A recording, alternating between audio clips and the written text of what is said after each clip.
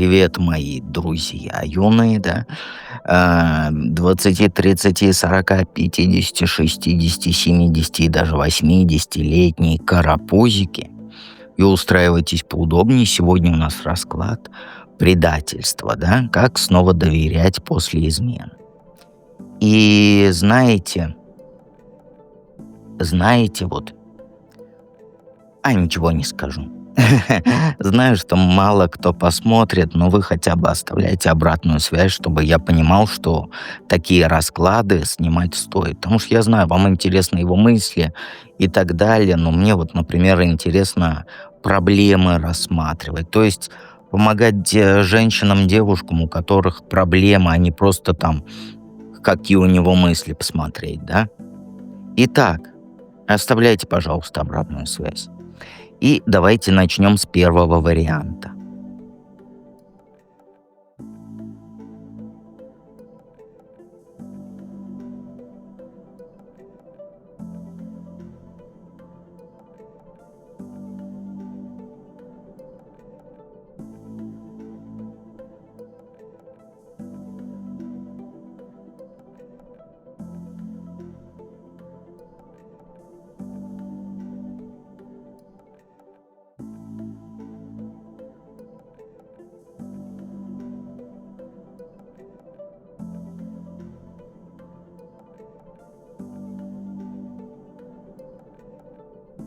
Единички. Напоминаю, передо мной бумажка с вопросами, чтобы я чего где не забыл. И 4 вопроса. Первый у нас: как предательство, которое ты пережила, отразилось на тебе, на твоем сердце и способности доверять? И знаешь по картам, что вот после вот той истории ты совсем другим человеком стал. Раньше ты была вот как сказать, вот открыта душой, прям вот вся своя. Легко на контакт шла, там рассказывала людям о себе. А теперь ты вот все держишь при себе. У тебя секреты появились от всех там, от подруг, от родственников, от новых знакомых и так далее. Ты научилась молчать и наблюдать. Ты теперь, знаешь, вот людей насквозь видишь. Сразу понимаешь, кто врет, кто что скрывает, кто роль играет, да, ну, в маске в своей. Раньше ты верила словам, а теперь ты смотришь только на поступки. Ты знаешь, такое у меня ощущение, что ты вот, как сказать, вот не слушаешь человека, а вот только на поступки смотришь. И только по поступкам ты делаешь выводы, не по словам. И сейчас ты очень часто ловишь людей на лжи. Еще до того, как они сами понимают, что врут. И вот это стало твоей вот суперменовской способностью. Но проблема в том, что она тебя изматывает. И еще ты знаешь, ты стал очень практичный в плане отношений с мужчинами. Красивым словам, обещаниям, звездочкам с неба ты не веришь. Ты сразу смотришь, что он делает, ну, а не что он говорит, да? Что он делает там, что он дарит. И вообще, есть ли у него там деньги, работа, планы на будущее, ты сразу это видишь. И сразу, как сказать, вот как говорится, после 35 свидание — это как собеседование. Вот, у тебя точно так же. Ты смотришь, что может ли он обеспечить тебя вот не только эмоционально в отношениях, но и материально. И это правильно, но иногда ты сама вот пугаешься своего цинизма. А еще ты перестала делиться своими планами и мечтами с людьми. Вот вспомни, как раньше ты такая могла вот прям часами рассказывать о том, чего ты хочешь от жизни, о своих мечтах, о своих фантазиях. А теперь у тебя все в голове. И ты боишься, что если ты расскажешь, то кто-то это использует против тебя. Твоя внутренняя жизнь, она стала вот как за забором, вот как закрытая территория стала. И самое плохое, что ты потеряла способность расслабляться в отношениях. Даже когда все идеально идет, ты ждешь подвоха, постоянно анализируешь каждое слово, даже каждый жест, я бы сказал. Ищешь признаки того, что он тебя вот обманывает. а это тебя выматывает, ну и его тоже выматывает. Что в тебе изменилось и в твоих убеждениях о людях из-за опыта предательства? Ну, знаешь, после того, как это случилось, ты стала вот считать себя неудачницей в отношениях. Я не знаю, как слова подобрать, но это самое мягкое. У тебя в голове «я недостойна счастья». Или нет, не так, нет. Это, знаешь, не недостойно, а счастья не существует в отношениях. Вот примерно вот так. Ты вот думаешь, что раз тебя предали, значит, ты плохо в людях разбираешься, что ты там не умеешь выбирать правильных мужиков. И теперь боишься снова ошибиться. Эта неуверенность в себе, она стала твоим постоянным спутником. Но есть и обратная сторона. Ты поняла, что ты можешь выжить одна, что не нужен тебе там мужчина для счастья, да? Ты зарабатывать сама научилась, проблемы решать сама, развлекать себя сама, даже гвоздь забить сама. Твоя независимость, она стала броней, которая тебя защищает вот от новых разочарований. Ты больше не готова жертвовать собой ради отношений. И самое проблемное, что вот я очень сильно не люблю, ты стала думать, что все мужики одинаковы. Они все врут, все изменяют, все в итоге предают. Раньше вот ты верила, что есть хорошие и плохие, да? А теперь ты думаешь, что все плохие. Просто одни лучше скрывают это. И вот эта вера, она отравляет тебе жизнь. Но ты цепляешься за нее, потому что она дает тебе ощущение контроля. А еще ты решила, что любовь — это роскошь, которую ты не можешь себе позволить. Что, как говорится, лучше быть одной, чем снова страдать. И твои любимые высказывания — это «лучше быть одной, чем с кем попало». А ты знаешь, что эта фраза — это защитная реакция твоя. Ты построила вокруг себя высокие стены и живешь вот в этой крепости. Безопасно, да, но одиноко же. И чем дольше ты там сидишь, тем страшнее становится выходить. И знаешь, самое грустное, что ты перестала верить в то, что вот кто-то может любить тебя просто так. Тебе кажется, что если мужчина к тебе хорошо относится, то ему нужно от тебя там компот, да? Ну, что-то нужно. Деньги, статус, связи, компот и так далее. Что бескорыстной любви не существует, ты думаешь. И вот эта вера, она не дает тебе принимать чужую заботу или там, не дай бог, нежность. Почему тебе снова доверять трудно? Ну, знаешь, ты боишься собственной интуиции. Знаешь почему? Потому что вот перед предательством у тебя сомнения были. Ты вот, как сказать, до того, как все раскрылось, ты уже чувствовала, что что-то вот нечисто. Но ты не слушала вот этот голос внутри. Ты думала, это просто вот тараканы в голове, да? А оказалось, что это интуиция, и она была права. И теперь ты не знаешь, когда она говорит правду, а когда это просто страхи. У тебя исчезла вот эта вот граница, забор между интуицией и страхом.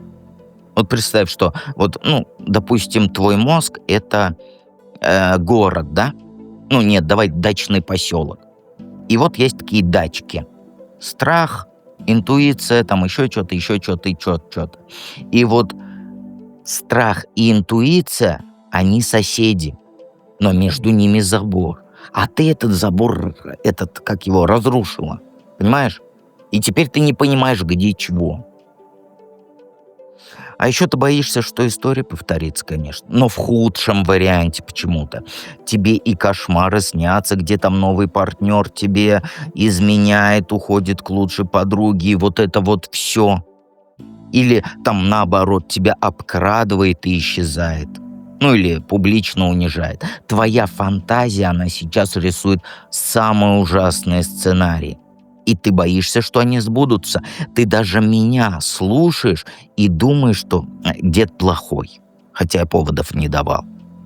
Потому что у тебя вот все разрушено. Доверие разрушено. Ты строишь планы как нового человека даже проверить. Хочешь там, возможно, даже детектива нанять. Покопаться в его телефоне, поговорить с его бывшими хочешь, паспорт посмотреть хочешь.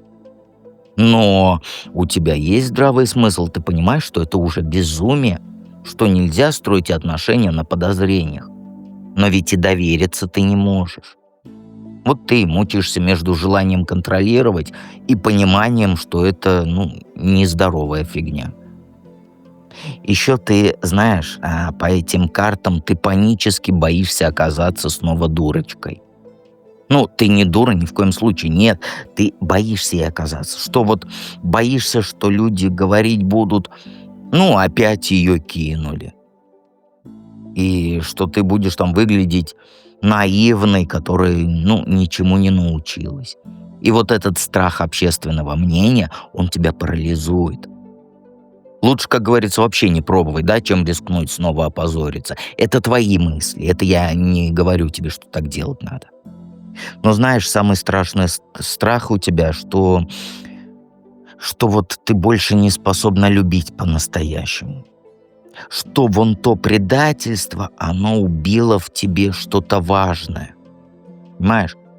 Что теперь ты можешь только имитировать чувства, но не испытывать их. И что новый мужик это поймет и тоже тебя бросит.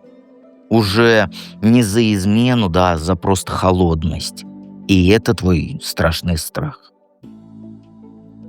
Что поможет тебе постепенно исцелить эту рану и вернуть веру? Ну, знаешь, по картам тебе нужно стать беспощадной к себе. Просто перестать себя жалеть и прокручивать в голове вот эти старые обиды.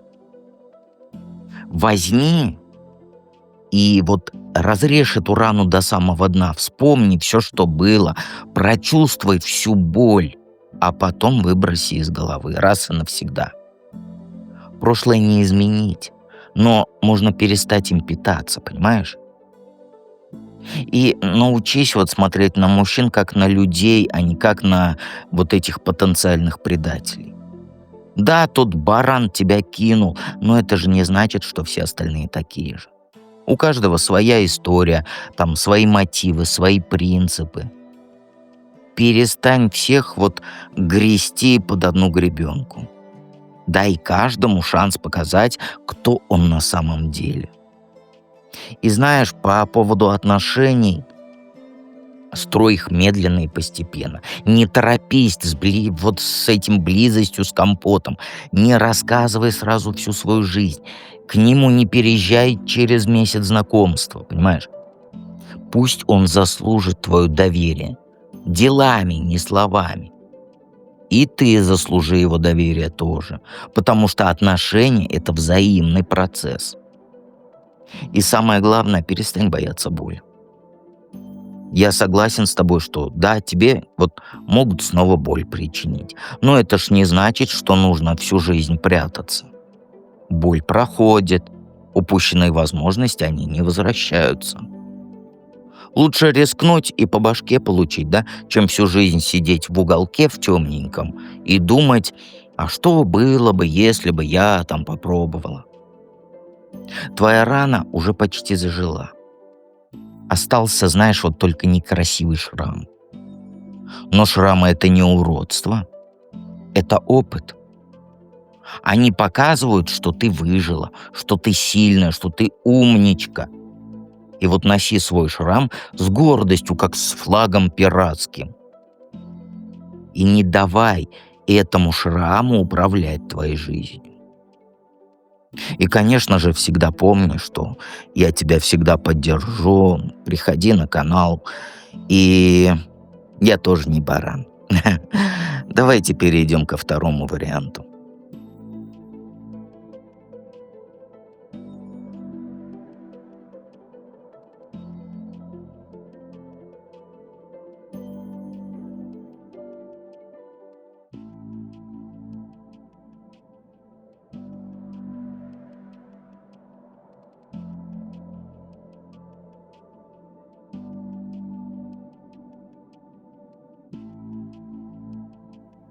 У двоечек вообще все интересно. Двоечки Штанишки одевайте, нечего голой жопой сидеть на стуле. И давайте начнем. Как всегда, передо мной бумажка с вопросами. Какое предательство ты пережила и как это все отразилось? Ну, знаешь, после того, как он тебя кинул, ты знаешь, ты стала вот не роботом, а вот машиной по достижению целей. Вот вспомни, как ты взялась за себя. И в спортзал записалась, и новые начинания, новые проекты начала. Зарабатывать больше начал, не дай бог еще каре твое. Все вокруг говорили: молодец, как она вот круто справилась с разрывом. А у тебя внутри ты чувствовала, что пусто. Ты превратилась в человека, которому вот постоянно нужно всех обгонять, всем доказывать свою крутость. На работе, возможно, самой лучшей стала. В спортзале там более выносливый, да? В компании своих там подруг близких ты самая успешная. Каждый день ты кому-то что-то доказываешь. И ты устала от вот этой гонки, но остановиться ты уже не можешь.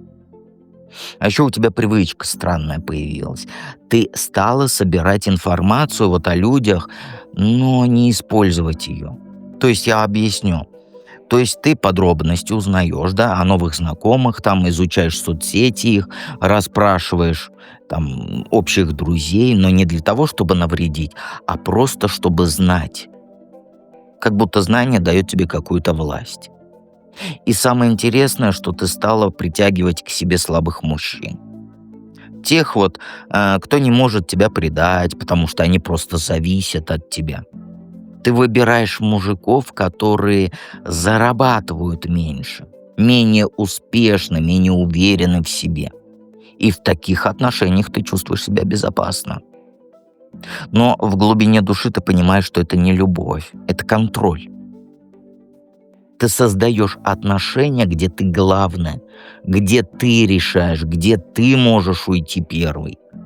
И от этого понимания становится еще грустней. Потому что настоящей близости нет.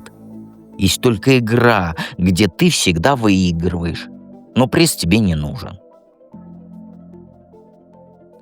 Что в тебе изменилось и в убеждениях? Ну, после вот этого предательства ты поняла, что вот побеждает тот, кто готов играть грязно. Он выиграл, потому что он был готов врать. Он был готов изменять, тебя использовать.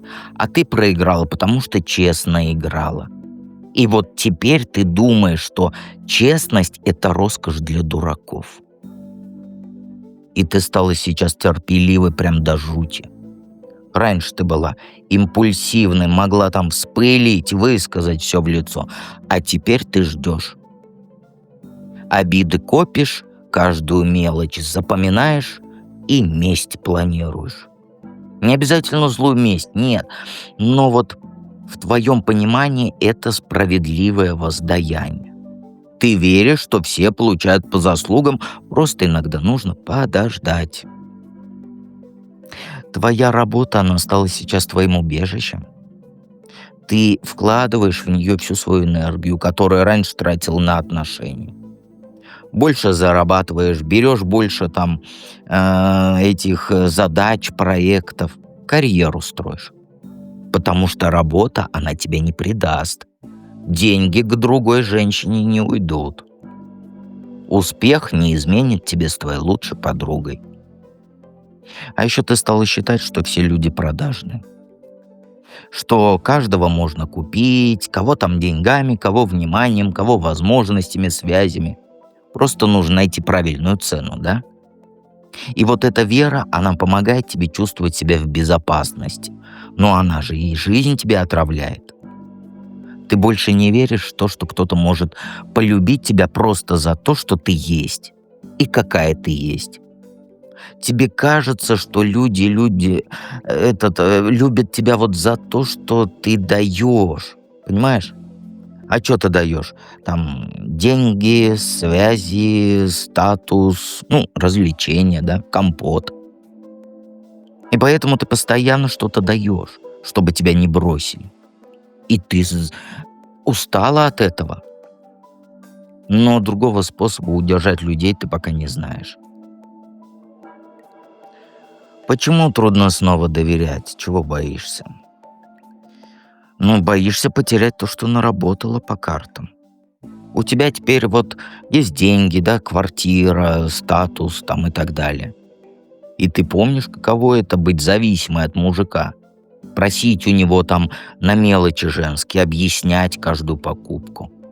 И ты никогда не хочешь туда вернуться, поэтому ты боишься мужиков, которые могут вот угрожать твоей независимости. А еще ты паникуешь при мысли о том, что тебя могут использовать как вот этот. Деньги выдает, забыл. Аппарат денежный как. Банкомат. Извините, я слова забыл.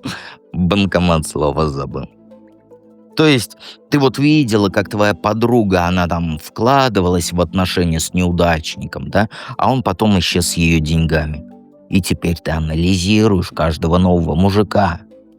А не хочет ли этот паразит от меня только денег? А не пытается ли он подсесть на мою шею? А не пытается ли он сделать меня его мамочкой?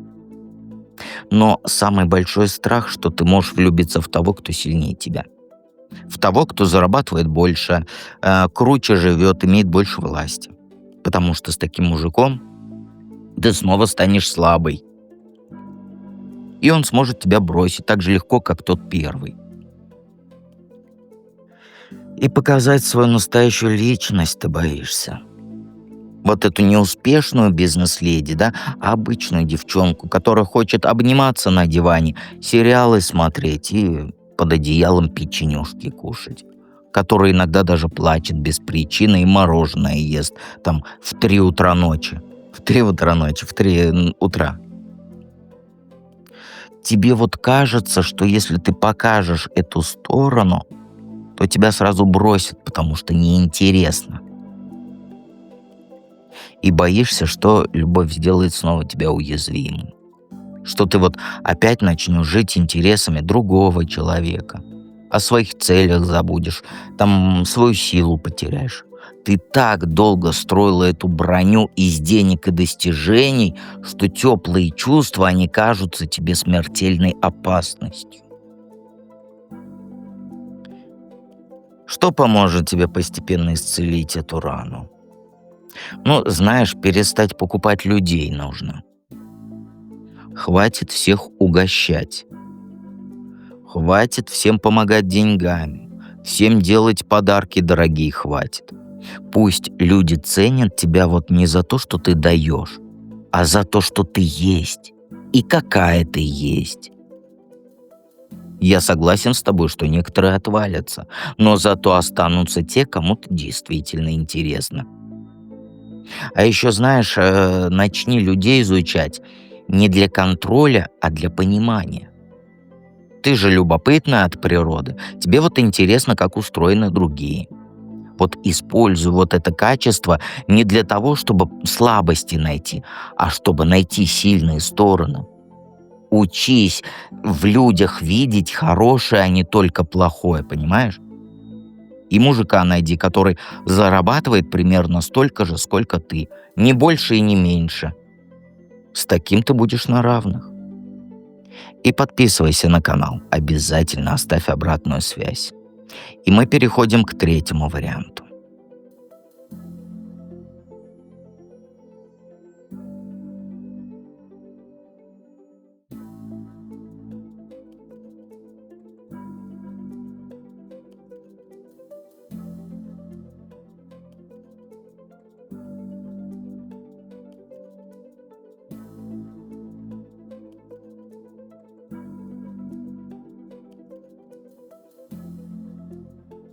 Итак, троечки. Одевайте свои штанишки и полетели.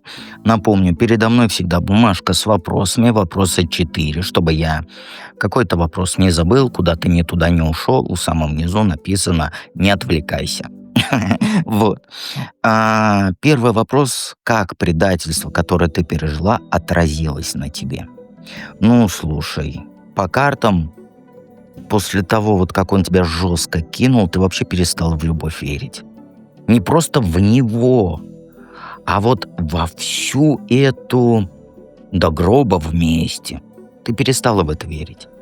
Раньше планировали свадьбу, детей обсуждали, даже имена выбирали. А он в это время уже, извини меня за выражение, компот пил с твоей там подругой знакомой. И все вот эти разговоры о будущем, они, вот как сказать, вот... Кстати, в прошлом раскладе забыл, матюкнулся нечаянно. Ну, потому что я за вас переживаю, а у меня я вливаюсь в этот расклад и, забываю следить, как говорится, за языком, поэтому вы уж извините меня. И сейчас чуть не сказал. Но это все его слова оказались звуком пустым. И теперь, когда вот новый мужик говорит тебе, что я тебя люблю, да, ты просто внутри ржешь. Понимаешь? Не злобно, нет, грустно. Вот так вот ржешь от души, но грустно. Тебе кажется, что вот это «я тебя люблю» — это просто слова, которые мужики говорят, чтобы получить то, что нужно, да? Уют, заботу, компот. А когда надоест, они другую найдут, да, которая поверит в эти сказки. Это твои мысли такие. Ты стала очень осторожной с близостью. Не физической вот этой, да, а эмоциональной. Ты можешь компот попить с мужиком на первом свидании, но рассказать ему вот о своих мечтах никогда. Компот — это просто тело для тебя, а мечты — это уже душа. И душу ты больше никому не показываешь. А еще ты разучилась мечтать вместе с мужиком. Раньше ты могла часами там фантазировать, там вот мы купим дом, вот поедем в отпуск, вот заведем кота и так далее и тому подобное. И вот эти совместные планы, они делали у тебя отношения вот живыми, если можно так выразиться. Теперь ты думаешь только о сегодняшнем дне. Максимум на неделю вперед, потому что ты знаешь, завтра его может не быть. И самое страшное, что ты боишься снова стать вот счастливой в отношениях.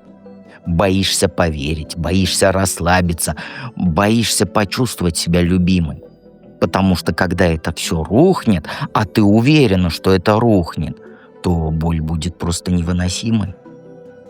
Лучше, как говорится, сразу дистанцию держать, да, чем потом снова собирать себя по кусочкам, как это было. Что изменилось в твоих поведениях, убеждениях и так далее. Но знаешь, после всей вот этой истории ты поняла, что нужно всегда иметь свои деньги. Много денег. Потому что у тебя в голове деньги не обманывают и не изменяют. И ты начала откладывать каждую копеечку, искать дополнительные заработки. Финансовая подушка, она стала твоей главной защитой от жизненных ударов. И ты ушла в себя еще. Прям совсем. Раньше ты была вот прям, как можно, душой компании. Любила с подругами гулять, там могла болтать с незнакомцами часами. А теперь ты предпочитаешь одиночество. Дома тихо, спокойно, никто не врет, никто не подставляет, никто не разочаровывает. Книги, там фильмы, какое-нибудь хобби, работа, и тебе этого хватает для счастья. Ты перестала рассказывать людям о своих проблемах и переживаниях. Правда, а зачем? Все равно, да, никто не поможет по-настоящему. Это у тебя в голове, я имею в виду. Максимум пожалеют для галочки, да, а потом пойдут сплетничать. Лучше, как говорится, сразу все в себе держать. Справишься сама, как всегда вот справлялась. Это твои мысли. А еще ты стала вот думать, что люди вечно в масках, роли свои играют. Никто не показывает себя настоящего, все притворяются. И причем лучше, чем есть на самом деле. И ты тоже начала играть роль. Вот эта роль успешной, независимой, которой все по плечу. Потому что если покажешь слабость, то обязательно кто-то найдется, кто этим воспользуется. Твое отношение к дружбе, оно тоже изменилось. Ты больше не веришь в то, что подруги будут с тобой в беде. Потому что вот, знаешь, после вашего разрыва некоторые якобы лучшие подруги, они, знаешь, вдруг стали все заняты. Как будто твои проблемы, они заразные. И теперь ты знаешь, что настоящая дружба, она встречается так же редко, как настоящая любовь. Почему Извиняюсь. Почему трудно снова доверять? Чего боишься? Ну, знаешь, ты прям очень сильно боишься снова пройти через вот эту боль. Вот помнишь, как тебя вот колбасило после разрыва? Как ты кушать не могла, спать не могла, работать не могла. Как вот каждое утро просыпалась с мыслью о нем, да, и засыпала в слезах. И вот эта память, она сидит в тебе и не дает расслабиться с новыми мужиками. Боишься, что история повторится. Что и вот этот новый окажется таким же козлом, да? Что там ты опять будешь планы строить, а оно опять все разрушит. У тебя в голове крутится мысль, что жизнь идет по кругу. И плохое обязательно возвращается. Поэтому ты... Извиняюсь. Поэтому лучше, как говорится, не начинать, чем потом мучиться. У тебя включается паника при мысли, что ты можешь снова стать зависимой от какого-то чужого настроения, от какого-то чужого мужика. Вот раньше твой день, он зависел от того, как он с тобой поговорил утром. Тот, который бросил. Если он добрый был, то ты от счастья летала. Если холодный был, весь день, как говорится, шел кувырком. Ты не хочешь снова отдавать кому-то власть над своими эмоциями. А еще один страх, что тебя снова используют. Не только эмоционально, но вот практически. Что вот новый мужик будет жить за твой счет, есть твою еду, пользоваться там твоим чем-то. А потом, как говорится, свалит к молоденькой. Ты видела такие истории у подруг и прекрасно думаешь, что там, а нафига мне этот геморрой? Но знаешь, самый глубокий страх не это все. Самый глубокий твой страх на данный момент, что ты больше не умеешь любить по-настоящему. Что вот та боль, она убила в тебе что-то важное. И теперь ты только имитируешь чувства, но не испытываешь их. И новый партнер это поймет и тоже тебя бросит, ты так думаешь. Но уже за холодность, а не за доверчивость. Что поможет тебе постепенно исцелить эту рану и веру вернуть? Ну, знаешь, тебе признать нужно, что вот тот этап жизни, он закончился неудачно. Не потому, что ты плохая, а потому, что так бывает. Это жизнь. Ты сделала все, что могла. Ты душу свою вложила. Но он просто, знаешь, оказался не тем человеком. Это его провал, это не твой. Хватит себя винить за то, что ты поверила в любовь. Знаешь, сейчас пора вот мечтать по-новому начать. У тебя есть опыт, у тебя есть деньги, у тебя есть понимание того, чего ты точно хочешь. И это хорошая база для строительства новых отношений. Ты знаешь вот эти все красные флажки, умеешь распознавать чуть матом не сказал, врунов. И не будешь наступать на те же грабли. Твоя новая любовь, она будет другой. Не такой наивной и слепой, как вот та первая. Более осознанный, что ли, более взрослый. Ты будешь проверять слова делами, смотреть на поступки, а не на обещания. И это правильно. Умная любовь, она лучше глупой. И знаешь, перестань думать, что все мужики одинаковые. Я согласен, один козел тебе попался, но мир огромен, и в нем много разных людей. Есть хорошие, но плохие тоже есть, я не говорю, что все хорошие. Есть и средненькие, ни туда, ни сюда. Твоя задача научиться отличать одних от других. А для этого нужно общаться, для этого нужно знакомиться, изучать. И знаешь что, мой юный карапуз? Самое главное, не спеши. У тебя сейчас есть время подумать, есть время выбрать, там, присмотреться. Не нужно срочно замуж выходить там до 30, до 40 или там рожать, потому что там вот это вот надуманное старородящее. Твоя жизнь, твои правила, твои сроки. Поняла? Это твое. Ты еще найдешь того, кто тебя ценить будет, уважать. Вот тогда и с ним будешь. А пока сейчас живи для себя и не парься. И всегда помни, что дед с тобой рядом.